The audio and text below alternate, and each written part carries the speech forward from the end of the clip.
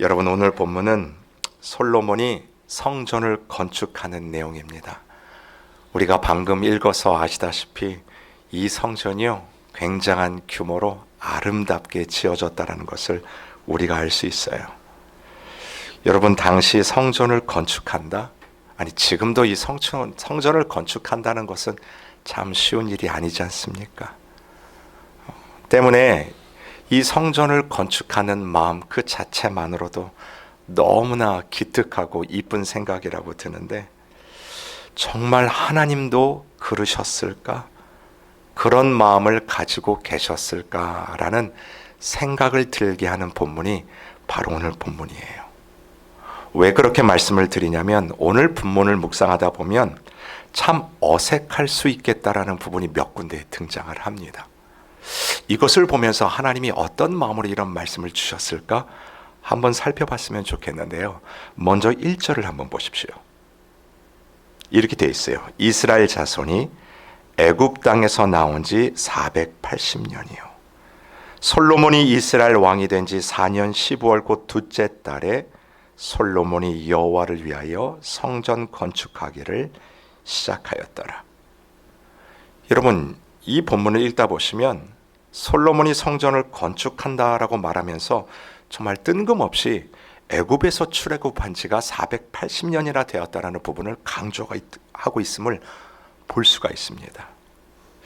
여러분, 차라리 출애굽을 언급하기보다는 이 성전을 짓기 위해서 준비하였던 아버지 다윗이 어떤 준비를 했고, 어떠한 나무들을 모았고, 어떤 설계도를 만들었고, 차라리 이런 부분들을 조금 세심하게 언급을 하고 자연스럽게 솔로몬에게 연결이 되어 그가 성전을 건축하였더라. 이게 정말 자연스러운 부분 같은데, 오늘 이 열왕기상에 보시면 그런 부분은 등장하지 않습니다. 여러분, 이것은 분명 성전을 짓고 있는 솔로몬에게 하나님께서 분명하게 전하고 싶은 메시지가 있다는 것을 알 수 있는 부분이에요. 여러분, 이것이 바로 열왕기적 사관입니다.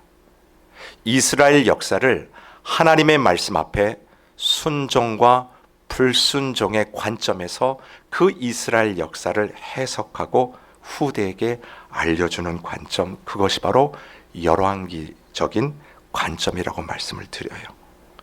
여러분, 오늘 성전을 만들고 있는 이 솔로몬에게 하나님이 어떤 말씀을 주셨는지를 살펴보겠습니다. 여러분, 9절부터 한번 보실까요? 이 부분도 참 어색한 부분이라고 생각이 되는데 9절을 제가 읽어드릴게요. 성전의 건축을 마치니라. 그 성전은 백향목 석 가래와 널판으로 덮었고, 10절입니다. 또 온 성전으로 돌아가며 높이가 5규빗이나 되는 다락방을 건축하되 백향목 들보로 성전에 연접하게 하였더라. 한마디로 기가 막힌 성전을 만들었다라는 거예요. 이 성전을 만들 때요, 돌들도 이미 먼 곳에서 다듬고 다 준비를 마쳐서 이 성전이 만들어질 때는요, 어떠한 연장소리도 나지 않을 만큼 그렇게 정성을 들여 만든 성전이 이 성전이라는 것입니다. 근데 여러분, 11절부터 보세요. 여호와의 말씀이 솔로몬에게 임하여 이르시되 네가 지금 이 성전을 건축하니, 거기까지요. 하나님의 말씀이 솔로몬에게 딱 임하셨어요. 그리고 말씀하십니다. 네가 지금 이 성전을 건축하니, 그 다음 자연스러운 문맥의 흐름상 어떤 이야기가 나오면 좋겠냐면, 정말 성전 짓느라고 수고했다, 정말 이 멋진 성전을 만들려고 얼마나 고생했느냐, 정말 고맙다라는 이야기가 나오면 참 자연스러울 것 같은데, 대신 이런 말씀이 나옵니다. 그 뒤에 우리 같이 한번 읽어볼까요? 12절부터 같이 읽습니다. 시작. 내가 지금 이 성전을 건축하니 내가 만일 내 법도를 따르며 내 율례를 행하며 내 모든 계명을 지켜 그대로 행하면 내가 내 아버지 다윗에게 한 말을 내게 확실히 이룰 것이요. 13절도 있습니다. 내가 또한 이스라엘 자손 가운데 거하며 내 백성 이스라엘을 버리지 아니하리라 하셨더라. 아멘. 여러분 보세요. 어떤 건축과 관련된 노고나 거기에 대한 격려나 위로가 나올 법한데 전혀 그런 말이 나오질 않아요. 여러분, 이 자체가 바로 하나님께서 주시는 메시지인 것을 아셔야 됩니다. 여러분, 한번 보십시오.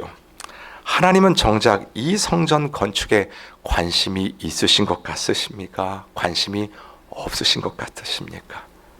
실은 별다른 관심이 없으세요. 그 건축에 관련한 어떠한 이런 반구도 하지 않으십니다. 대신 하나님이 주신 메시지가 뭔지 아십니까? 첫 번째가 이거예요. 솔로몬, 내가 나의 법도를 지켜라. 솔로몬, 네가 나의 율법을 지켜라. 너가 나의 계명을 지키라. 그리하면 너는 나의 백성이 될 것이고 나는 너의 하나님이 될 것이다. 여러분, 실은 이 말씀은요, 하나님이 그 전부터 계속 이스라엘에게 주셨던 언약의 말씀 아니십니까? 결국 성전을 짓는 것과 전혀 상관없는 말씀을 하나님이 솔로몬에게 주셨다라는 거예요. 여러분, 이것이 무엇을 의미하냐면 하나님께서는요, 솔로몬이 어떠한 업적을 남겼느냐, 어떠한 큰 일을 이루었느냐, 얼마나 큰 성전을 만들었느냐, 건축했느냐, 실은 거기에는 관심이 없으시다라는 거예요. 하나님께서 정말 솔로몬에게 두신 관심은 어떤 관심이냐면 솔로몬이 왕으로 있을 뿐만 아니라 그가 한 개인으로서, 한 성도로서 하나님 앞에서 하나님의 말씀 앞에 얼마나 순종을 하며 왕으로서 그 말씀을 우리 백성들과 함께 어떻게 지키며 하나님 앞에 나아가는가. 실은 하나님의 관심이 거기에 있었다라는 것입니다. 여러분, 잘 아시는 것처럼 다윗이 하나님의 거하실 그 거처를 만들기를 원했지만 하나님의 진무이는 그것이 아니지 아니었습니까? 하나님은 한 번도 다윗에게 자신이 머물 곳을 만들라고 명하신 적이 없으세요. 여러분, 사무엘하 7장 7절의 말씀을 한번 읽어드립니다. 이스라엘 자손과 더불어 다니는 모든 곳에서 내가 내 백성 이스라엘을 먹이라고 명령한 이스라엘 어느 지파들 가운데 하나에게 내가 말하기를 너희가 어찌하여 나를 위하여 백향목집을 건축하지 아니하였느냐고 말하였느냐. 하나님은 한 번도 그런 말씀을 하신 적이 없다라는 거예요. 하나님은 한 번도 그런 요구를 하신 적이 없습니다. 그러나 다윗이 짓겠다라고 하는 것을 하나님이 허락을 하신 거지요. 여러분이 잘 아시는 것처럼 이 성전이 건축된 후에 이 솔로몬의 성전은 이스라엘의 또 다른 우상이 되어버리고 말았습니다. 여러분, 구약의 성전이라는 것은 예수 그리스도의 예표예요. 그들이 거기서 소를 잡고 제물을 잡아서 피를 흘려 하나님 앞에 속죄의 제물을 드리며 나갔던 그 모든 제사들은요, 실은 다가올 예수 그리스도, 우리의 구원을 예표하는 것이죠. 그들이 성전을 통해서 예수 그리스도를 바라보는 것이어야 되는데 그 이후에 예수 그리스도를 바라보는 것이 아니라 부적과 같은 또 다른 우상의 대상이 되어버리는 것, 우리가 너무나도 잘 알고 있지 않습니까? 바로 이게 인간의 모습 아니겠습니까? 늘 눈에 보이는 것에 매달리는 것이 우리예요. 그리고 그 만들어진 업적을 통해 나를 증명해 내려고 하지요. 이것을 아셨던 하나님께서 하나님을 위해서 짓는다라고 하는 그 성전을 보시면서 솔로몬에게 주셨던 명령은 다른 것이 아닙니다. 하나님 앞에 순종하는 것, 그것이 바로 신앙의 본질이라는 것을 말씀해 주고 계시는 것입니다. 여러분, 우리가 주의 일을 하다 보면, 그것도 열심히 하다 보면 어느 순간 이렇게 열심히 봉사하고 섬기는 진짜 본질을 잃어버릴 때가 참 많이 있는 것 같아요.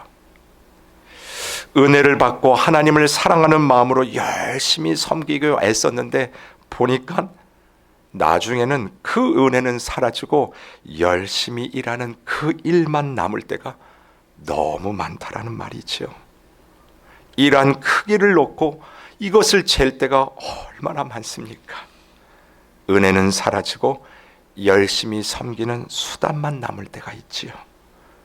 여러분, 하나님의 은혜가 아니라 그 하나님이 수단으로 전락할 때 그것을 뭐라고 말씀하는지 아십니까? 바로 그것이 우상 숭배예요. 이 성전이 나중에 우상 숭배가 되지 않습니까? 이미 말씀드렸듯이 그 아름다운 솔로몬 성전이 그 의미가 전락한 채 이스라엘 백성들에게는 우상 숭배가 되어버렸다라는 거죠. 하나님께서 오늘 본문을 통해 솔로몬에게 그것을 엄히 경고하시는 것입니다. 사랑하는 성도 여러분, 오늘 저와 여러분의 섬김과 봉사가 바로 하나님의 은혜 안에 이루어지는 모든 일이 되기를 바랍니다. 나의 열심의 근거도 하나님 때문이요, 하나님의 사랑 때문이며, 그래서 사역의 결과와 크기나 업적을 나타내는 것이 아니라 하나님의 이름만이 높아지기를 간절히 소원합니다. 절대로 하나님을 수단으로 사용하지 마십시오. 열심히 섬기며 봉사하는 그 본질을 잃지 마시기를 바랍니다. 하나님은요, 여러분 자체에 관심이 있으세요.